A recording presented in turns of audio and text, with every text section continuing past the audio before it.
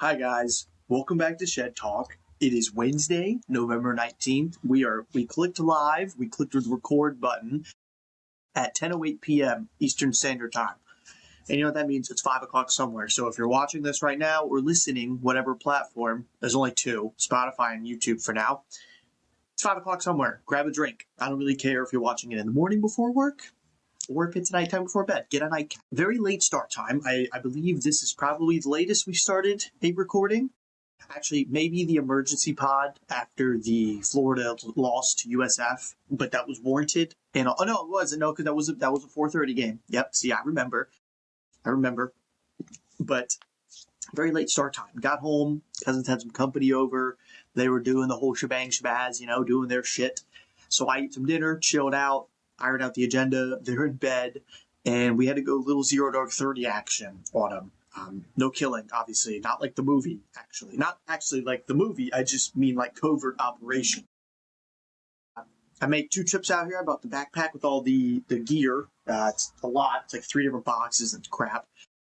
Had to really slowly and quietly open the sliding glass door to the back door. It was like, that was probably as fast as I was doing. As you can see, it was very slow. I was nervous, but got all that out here, came back inside, and then got the laptop, got the charger, got my phone, got a little bit of drink. We are drinking, actually, we finished off this little bottle of cold brew I've had there for like 2 weeks now. We didn't really use a lot, but yeah, I'm the idiot that is now drinking a little bit of cold brew at 10 o'clock at night. So I'm hoping for 2 things. A, I'm hoping that I can fall asleep tonight at a respectable time. I won't. And B, I'm hoping that this doesn't run right through me and I have to shit mid-episode, because if I'm going inside, I'm in for the night. I'm not doing a whole other inside-outside thing. Snip, snap, snip, snap. We're not doing it. But it's 10 o'clock. Roommates are in bed. I told Mike at work today, late night Shed Talk, it gets freaky. That's all I'm going to say. I can't, I can't defend it. I can't, it's just, it's what it is. I can't really control it, dude. It's 10 o'clock at night, man, 10 o'clock at night outside the shed. It's a little cool outside. It feels really nice, but we got a Christmas shirt on. Had to bust it out for tonight. It is 2 gingerbread men skiing, I believe. No, they're running, and the caption is "Get that bread." I can't. Let me just stand up like an idiot. How about that? Get that bread. Run as fast as you can. And I thought it was pretty cool. I bought it from Old Navy last year. Oddly enough, actually, I bought this. Should I tell this? Yeah, I should. I bought this. I was a girl I was talking to for a couple months, actually, and she was training to do a marathon. She actually did that here in Jax. Yep. She did it here in Jax. Thankfully, we weren't talking at the time anymore. Not my choice. But she was training to do a marathon, so she was running a lot all the time. Every time, we was talking every day, and she'd be running after. She was a teacher. She would run after school, all that crap, whatever. I think she was a teacher. I don't really remember, actually. Yeah, she had to. She got off work really early. And so I went to Old Navy like one weekend just randomly, and I saw a couple of Christmas shirts, and I saw this one. It was like $6, dude. I bought it. I was like, I'll give it to her. Like, if this goes anywhere. I think you know where the story's going. She ghosted me, and I'm wearing the shirt now a whole year later. So who won that one, bitch? Me. I did. Andy. Lonely as ever, but I got the gingerbread shirt. Yeah. Wow, that was depressing. But I did. Mike is really putting pressure on me with these story times. He wants these story times, or maybe just Andy rambles at the beginning, to be legendary, he says, in his eyes, or in his words. He wants it to be awesome. I told him, I think you're expecting too much out of me, because not that I, don't want expectations. I want people to expect greatness from this. I want you guys to be busting out laughing, healing over, whatever the terminology is. But I told him, I said, I don't think you understand. I'm not that interesting of a person. Like, I don't do much outside of this, outside of work. I do work, dinner, Shed Talk, a little bit of Xbox on the side. I don't really get out, I need to. Do I? No, but I need to, but I don't. But I had this thought, actually. I was house sitting for my parents this weekend, pet sitting, watching the dog and the cat. I really should have brought some water out, because this is not going to last for all episode. So, oh well, we'll power through it, man.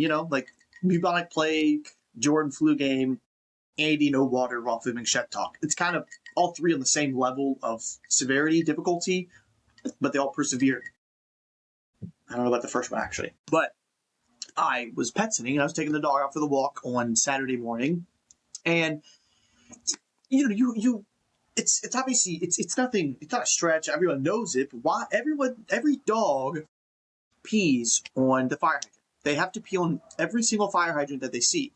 I don't understand why. I mean, I understand they smell the other dog there that's been there, and then they want to mark their territory. But it's always, fire hydrants, light poles, the little cable box things that are in the yards and stuff like that. And it's like, why is that? Why was the fire hydrant? Like, what was the first dog thinking when he saw a fire hydrant? He said, I gotta hike my leg on that. Like, that's gotta be mine. Like, you see that? It was like, that's gotta be mine. I don't understand where it started or why it started. I don't know why dogs are so fixated on that. I mean, I get why at this point, because they smell everything else. They're like, well, I want to join in on the fun too.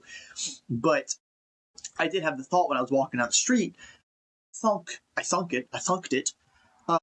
What if humans, specifically guys probably, because it's easier for them to just, pee, not in a stall or a urinal. What if guys peed, on something like dogs do? Like every guy does it. Like I thought of it, like what if every guy pees on like the rear driver's side tire of a Kia Soul? So like every Kia Soul you see that's parked, just they hit that rear driver's side tire, the wheel, no car, don't get it on the car, try to avoid the rim, just get the rubber, like the tire. See if you'll probably end up hitting the rim at some point. But what if you just peed on the rim of the tire? Like imagine you're walking out of Texas Roadhouse, like you had like 18 rolls, bunch of the cinnamon butter, just a full-on entree. Maybe you got a steak from there. Maybe you got the fried chicken. Maybe you got the chicken fried steak. Maybe you got a little salad. They got good Caesar salad there. Maybe you got the chicken fingers. Maybe you got a little bit of everything. Maybe you got the rattlesnake bites. I don't care what you got, but you got a great meal at Texas Roadhouse. You're about 2 beers in, bunch of waters in too to wash out the beer. So you really got to pee. Like you broke the seal. You got to pee. You're about to drive home, and you just see like a black Kia Soul parked in the parking lot all the way out. Nothing, right next to your car, actually. It's a black Kia Soul right next to your car. Nobody else near you. You think, this jackass, really? And then you realize, oh, it's a Kia Soul. I got to pee on the rear tire.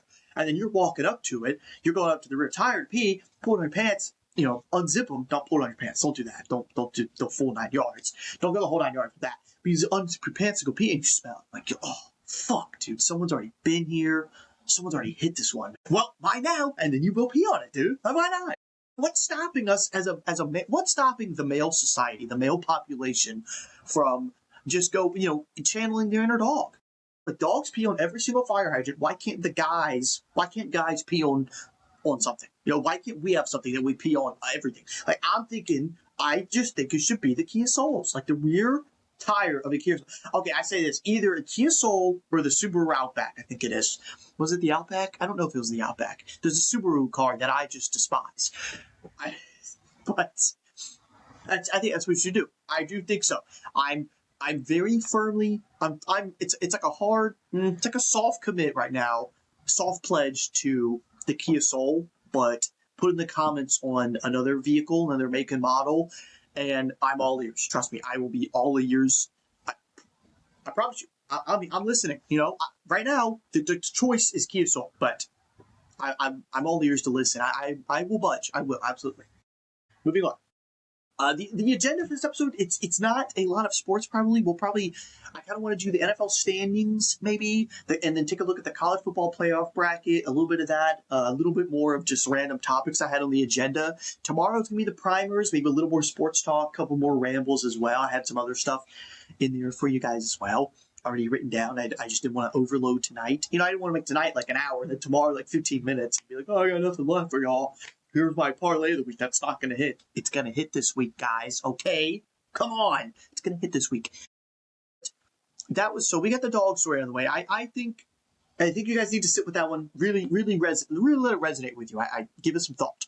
I was listening to another podcast, and the guest, actually, oddly enough, was Clayton Kershaw. Left-handed pitcher for the Dodgers, just retired, 3 times World Series champ, 3 times Cy Young winner, something like that. Maybe 2 times Cy Young winner. I'm not sure. Maybe a 4 time. I don't know. But he's left-hander, and he brought up, I don't know how it got brought up, but he brought up how in kindergarten, when you're in kindergarten, you learn how to read, write, all that crap, maybe not pee your pants, try not to do that. It took me until about 4th grade to not do that, so I was a late bloomer. he said how in kindergarten he failed the cutting portion of that class, kind of per se, because he was a left-hander. He was left-handed, and they didn't provide left-handed scissors.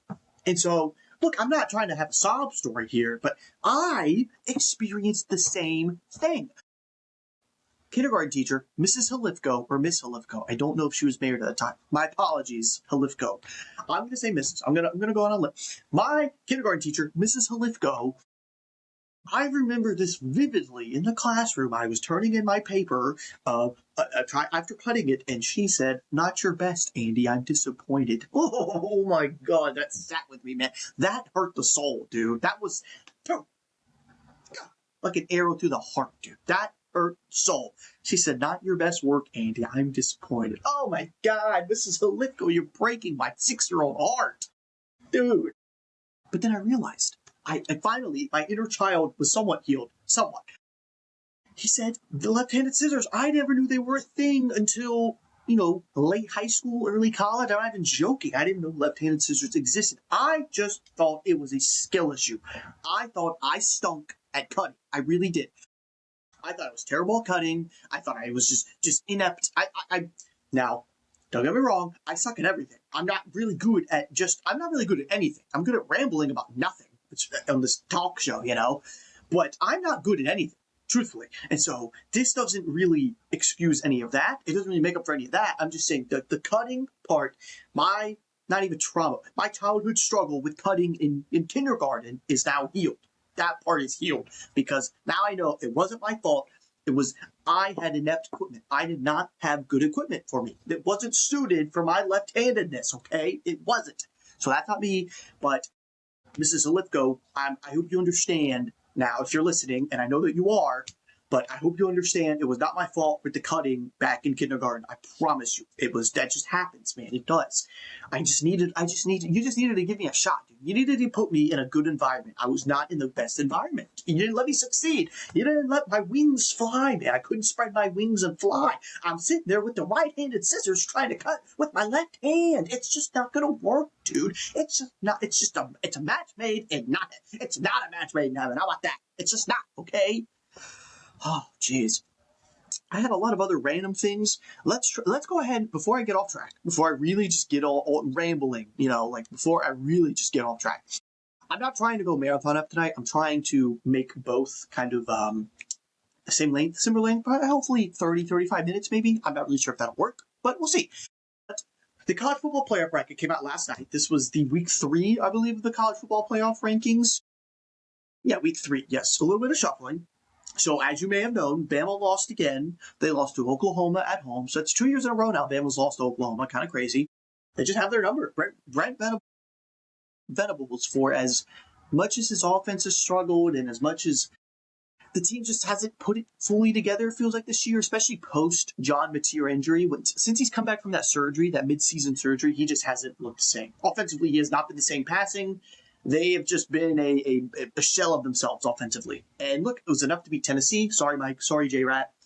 And it was enough to beat Bama. I mean, it was. Now, in fairness, I will say, in fairness, this game was more of Bama just shot themselves in the foot, continuously shot themselves in the foot, couldn't finish drives. And really they just kept tripping over themselves. Bama kind of peed down their legs when it mattered most. Bama doubled them up in total yardage. Like it was 400 to 200. It was like 412 to 206 or 406 to 212 in that range. I mean, Bama almost completely doubled them up in offensive yardage. John Mateer only passed like 120 yards, and I think he had another 50 yards on the ground. But Bama had 2 or 3 turnovers, I believe. I know they had a fumble and a pick. You may have had a 3rd turnover, but I mean, Oklahoma won the turnover battle. They scored, they scored when they needed to, I guess, when they made the most of their drives. How about that? The drives that they actually had some momentum on their drives. They actually, they cashed in, they scored points. Bama wasn't that way. They 400 yards of offense and you scored 20 points, maybe something like that. Maybe I should pull this up. How about that, Andy? You idiot. Yeah, how about you pull up the score real quick? What a crazy concept that could be. But it's a hell of a win. I mean, Oklahoma's season, they stay alive because they have 2 losses. So at that point, if they would have lost again, their season's over. It doesn't matter. It doesn't matter you lose to Bama. It's just At 3 losses, it's very hard to. It's year 2 of this 12-team playoff. I think it's very difficult to still make the playoff as a 3-loss team, especially if you lose to Bama. Who's your signature win? Tennessee, and no disrespect to Tennessee, obviously I think they're going to smack Florida this weekend, but Tennessee's ranked in the high 20s, I think, maybe late teens, early 20s, and so it's like if that's your resume building win, that's not a ton to go off of, unfortunately, if you're Oklahoma. So you had to win this game. Maybe it was do or die. I mean, obviously you kind of put yourself in that position, losing to Texas, and really getting blown out by Texas. That was a terrible game. But you beat Bama, 23-21. I was close. 23-21. It was a huge win. Speaking of Texas, the train just keeps rolling. I say speaking of Texas, but I don't need to speak about Texas. They're frauds. I called this at the beginning of the season. I was not buying this fake hype, man. I wasn't buying this 3-point win against Mississippi State on the road, and where you were down 17, you had to come back and win in overtime. Cool, great win. Cool, great job that you came back from 3 scores down and won. I don't give a shit. Mississippi State stinks. That's a team that you should roll. Texas A&M doesn't travel well on the road. They just haven't played well on the road.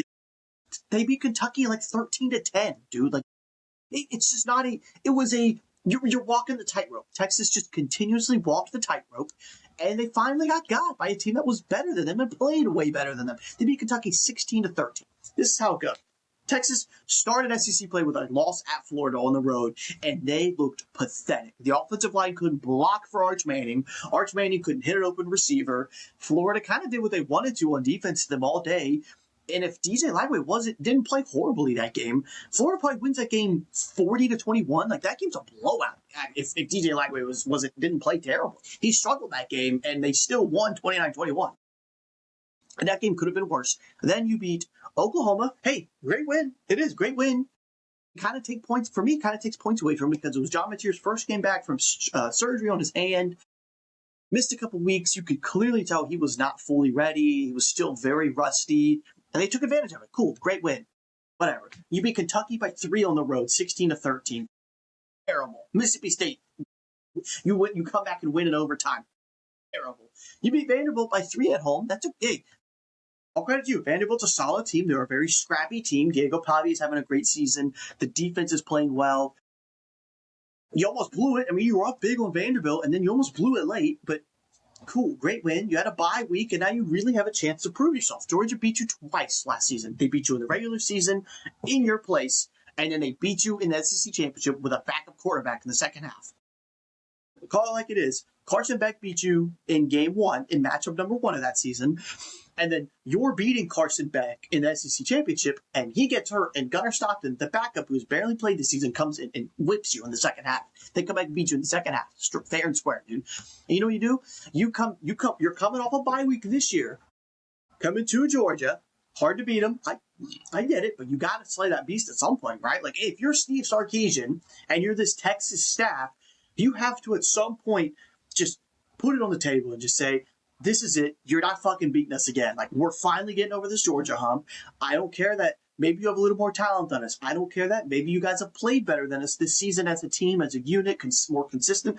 I don't give a shit. This is time. We're Texas football. We finally have to put it out there and let it be known that, like, we're here. Like, we are a threat to the SEC. Newsflash, buddy. It didn't happen, Steve. It didn't happen. You got steamrolled by Georgia. I get it, dude. The score was 14-10 going into the fourth quarter, and Georgia puts up 21 on your dog ass in the fourth quarter.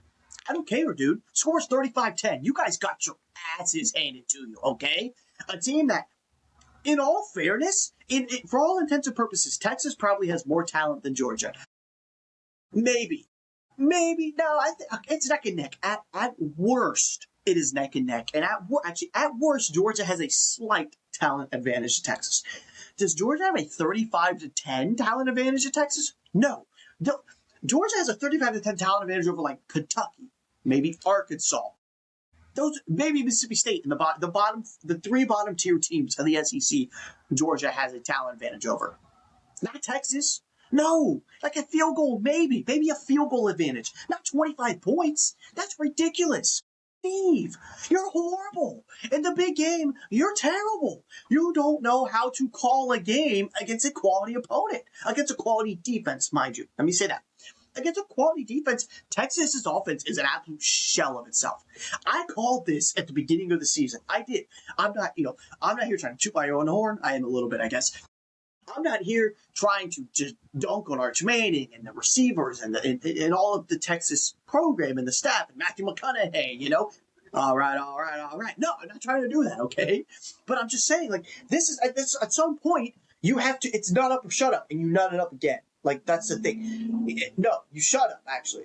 Maybe you need to shut up. I don't know what it is. But you keep talking like you're the big bad program at the SEC, and look, we're here to stay, and we made the SEC championship in year one. That's cool, man. No one gives a shit. You can't beat Georgia, just like most of the SEC. But look, you've now lost to Florida and Georgia in the SEC this year. That's pathetic, man. You guys lost to Florida? That's pathetic. Okay? I'm getting too hung up on this game, but I shouldn't. But that's just the way it is, man. Georgia's Georgia. Like, I hate Georgia, but you have to give them their credit where credit's due, man. The train just keeps going. What's that coming down the track? It's the Mean Machine, the red and black, and it's a fucking nightmare, dude. It is. It's a nightmare. And Kirby just keeps going. He owns Texas. Steve Sarkisian, his offense just doesn't work against quality defenses. It hasn't. They showed it. Look, Ohio State in the playoffs, Georgia twice last year. It just doesn't work. It hasn't worked, man. I don't know what else to say. They got to do something about it. And look, Arch is he's made strides kind of this year, I guess, as the season's gone on. That's cool. Like, it doesn't matter. None of that. It's all null when you nut up in the big game. It's all null when the lights get too bright for the big game. No one cares what you did against Vanderbilt, what you did in the comeback against Mississippi State. Nobody cares. No one cares what you did about Sam Houston State when you were standing over this guy by gingerbread T-shirt. No one cares. Honestly, no one cares. Your season's over. Rightfully so. Let's get to the bracket. Yes. Jeez Louise. Ohio State remains at number 1. Indiana number 2. Texas A&M, I think they were still at 3. Yeah, Texas A&M still at 3. Bama drops from 4 to 10. That's a big drop, man. They dropped 6 spots after that loss to Oklahoma. Georgia now jumps into the top 4. So those are your 4 buys as of right now. Those are your 4 buys. Ohio State and Indiana, and then A&M and Georgia. That's a hell of a semifinal matchup potential. Ohio State and Georgia. That's a hell of a semifinal. Hopefully, if that happens again, the Ohio State kicker doesn't kick the ball to frickin' Wichita with the game on the line. That was terrible. God, that was horrible a couple of years ago. Goodness gracious, man. I hope that guy's not in the league, because good night. Wow. But that's the top 4. We'll go 5 down. So the 5 and 12 matchup is Texas Tech and Tulane. Dude, they might have to look at this after this season. Maybe this season or next season, they might have to look into this the G5 auto bid thing. It's not working, man. Boise made it at 11-1. They took, in the regular season, they took Oregon to the brink. They had Ashton Jeanty. They had a great O-line. They made the playoff, and Penn State whooped them. They did, plain and simple. This year, it started off with Memphis in the first ranking, then USF, then they lose. Now it's Tulane, and I don't have an issue with the G5 team making it yet. But I think if I had a gripe, let's say Florida was like number 11 right now, or number 11 or 12. So right now BYU is 11, Utah is 12. BYU is the first team out, so those are the first 2 teams out. I'd have a gripe if I'm fans of those teams. Tulane, who in the AP poll is ranked 24th. Makes the college football playoff over me. Not because they won the conference championship specifically, not because they're a top 10 team, but because the G5 gets 1 auto bid. If I'm BYU at 11 or Utah at 12 or even 13, 14, whoever these teams are, I'm pissed, dude. I am pissed. If I'm an 11-1 BYU or a 10-2 Utah, one of these teams, and I miss out on the playoffs to a 10-2 Tulane, or what is Tulane's? Tulane is 8-2. If I miss out on the playoffs to a 10-3 Tulane or an 11-2 Tulane, I'm pissed because they're ranked 24th. I'm pissed off, man. If I'm a fan of that team, oh my god, dude, I'm gonna be out on Argyle Parkway just freaking playing Frogger in the traffic, hoping no one hits me. I'd be so livid if that was the case, dude. Wow, that would be terrible. The Frogger would be terrible too, but missing out on the playoffs because of 24th ranked Tulane would be horrible. Would might be worse, actually. Tulane, Texas Tech, 5-12 game. The 6-10 game, or 6-11 game would be Ole Miss and Miami. So Miami, hey, welcome to the playoff talk. Everyone in front of you just keeps losing. You're not actually earning anything. Everyone just in front of you just doesn't want to win. Pisses me off so much. The 7-10 matchup is Oregon and Bama. Ooh, that's a good game, dude. DeBoer against one of his old conference opponents in Oregon. Oh, that's a hell of a game. Hell of a game. Yes. Give it to me. And then the 8-9 matchup is Oklahoma and Notre Dame. So, again, I talked about this last episode. The Miami-Notre Dame debacle, there's still a huge discourse around this. Because Notre Dame is ranked 8th. No. Is OU ranked 8th? OU is 8th. Notre Dame is 9th, and Miami is 11th. And all these people are like, look, these two teams played and Miami beat them. Case closed, Miami should be above them. No. Loss. I understand the whole timing of losses thing, but look, Notre Dame lost their first 2 games of the season. The number 3 team in the country, Texas A&M, undefeated, SEC championship favorite now.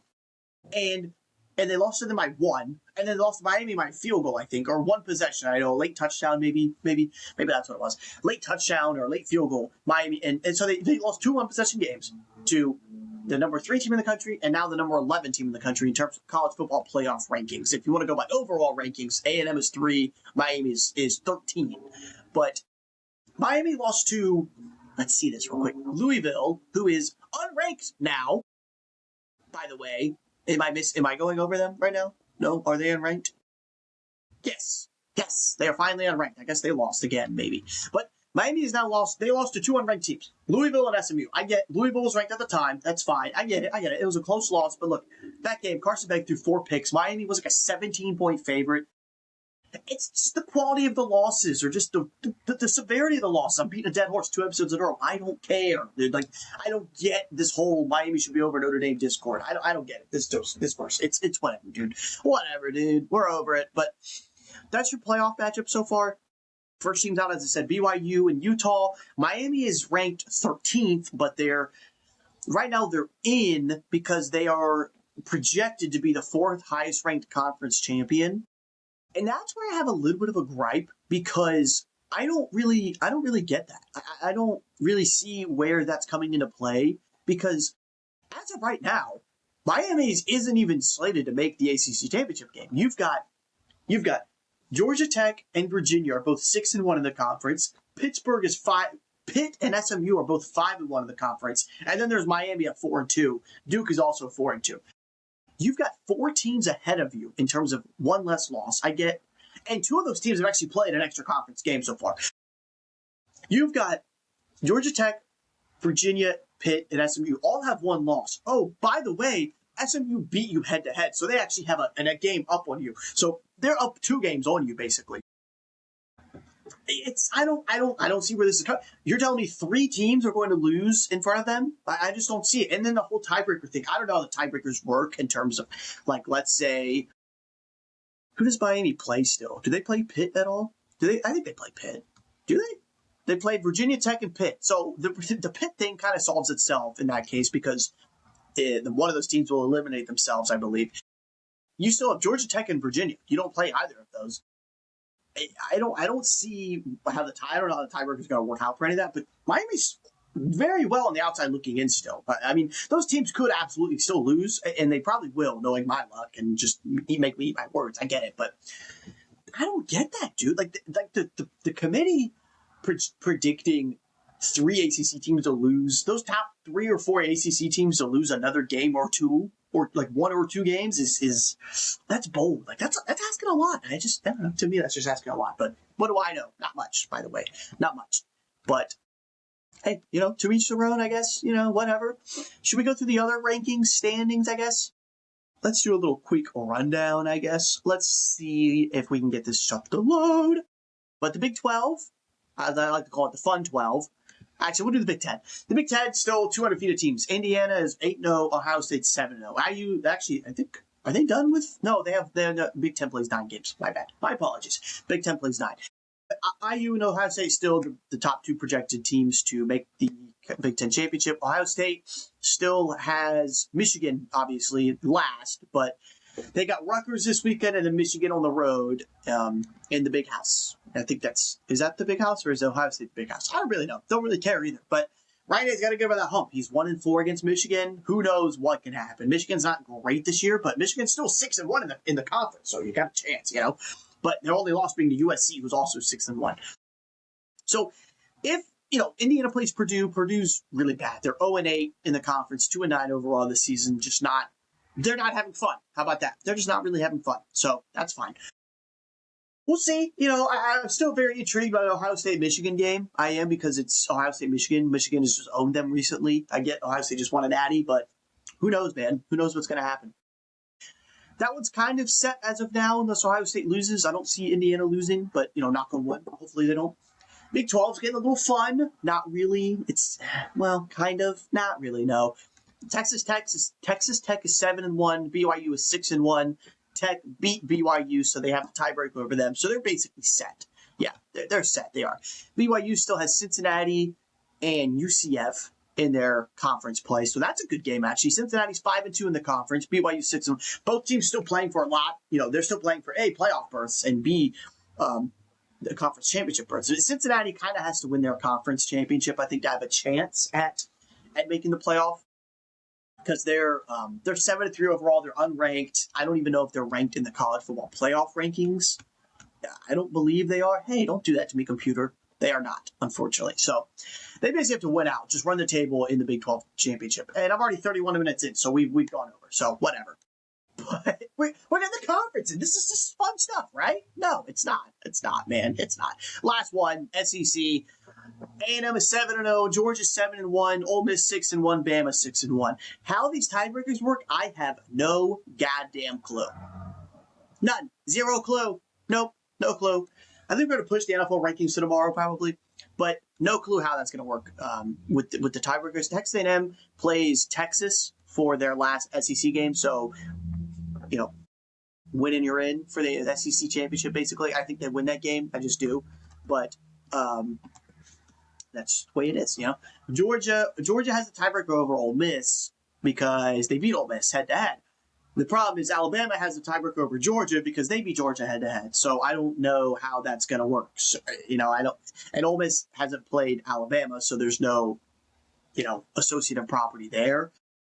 I really need some clarity here. I could probably find some. How do the tiebreakers work for Georgia? Maybe I could type Bama and Ole Miss. Let's see. Updated. Oh, wow. 4 hours ago. Updated SEC Championship tiebreakers. What must happen for Texas A&M, Alabama, Georgia, and Ole Miss? Oh, thank you. Thank you. This is perfect. Texas A&M reaches the SEC Championship if they beat Texas, or Auburn beats Alabama, Mississippi State beats Ole Miss. I don't know if that's both has to happen. Maybe actually no, just one probably has to happen. Alabama reaches SEC Championship if they beat Auburn, Texas beats Texas A&M, or they beat Auburn, Mississippi State beats Ole Miss, or they beat Auburn, or they just beat Auburn. So why didn't they just lead with that? That's CBS. What are we doing here, dude? Just lead with that next time, because it says beat Auburn, semicolon. Alabama wins 3-way tie with Ole Miss and Georgia based on SEC opponent winning. Just lead with that, god damn it. Why don't you just lead with that? What the fuck? You're making me waste words. Make my breath. I'm running out of drink over here. Alabama, win and you're in. That's it. How about that? Jesus, man. That's it. That's all you need to know. Texas A&M, win and you're in. Alabama, win and you're in. Stupid, dude. Georgia reaches the championship if Auburn beats Bama, or if Bama or A&M lose, they're in. If Ole Miss beats Mississippi State, Georgia wins. What? Hang on. What? This makes no sense. What? I'm so sorry. What? Okay. This makes zero sense. Okay, how about this? Okay? This says Alabama reaches SEC championship if beat Auburn. So it says if Alabama beats Auburn, they make the championship because they win the 3-way tie based on SEC opponent winning percentage. Okay? Okay, cool. That makes sense, right? Wrong. This says Georgia reaches the SEC championship if Ole Miss beats Mississippi State, because then Georgia wins the 3-way tie with Alabama and Ole Miss based on SEC opponent winning percentage. What? What are you talking about? Huh? Okay, for starters, Bama beat Georgia head-to-head Where there shouldn't even be an opponent winning percentage at that point. You're beating them head to head. That's all that should matter. But also, why is this saying if Bama wins, they're in? But then it's also saying if Ole Miss beats Mississippi State, Georgia's in. We're going to have a three-way in the SEC championship? Huh? Is that what we're going to do? We're going to have three teams battling it out, just duking it out? Fuck that. SEC, you are literally stupid. This is horrible. Or CBS, this is ridiculous. I got to find a different one, dude.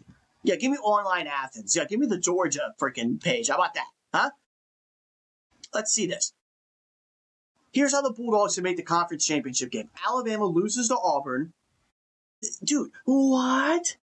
According to ESPN's Cole Kublik, there is a scenario that each of Ole Miss, Bama, and Texas win in Week 14, and Georgia still makes it in over competitive strength of schedule. Does head-to-head not matter anymore? This literally says SEC football tiebreaker rules. Number 1 on the list. Head-to-head competition among the tied teams. What happened to the game I love? Please, tell me. I don't. This has been Shed Talk.